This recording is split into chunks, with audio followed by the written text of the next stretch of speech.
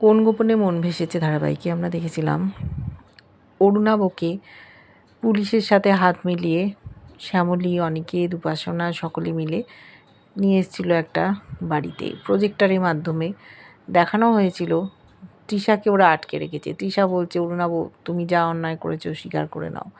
অরুণাব দেখছে ওর স্ত্রী, ভাবি, সন্তানের বিপদ, তাই সমস্তটা স্বীকার করে নিয়েছে। শ্যামলীকে মারতে চেয়েছিল, কিন্তু জলের তোড়ে ভেসে যায় কিঞ্জল। তারপর জানতে যখন পেরেছে একটা চাল ছিল, অবাক হয়ে গেছে। এদিকে কোর্টে নিয়ে আসা হচ্ছে অরুণাবকে।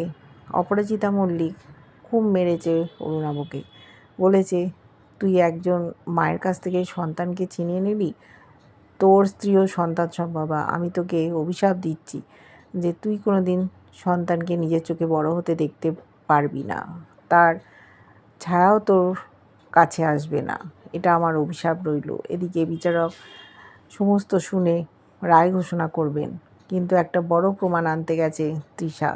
কী সেই প্রমাণ, দেখতে থাকবো।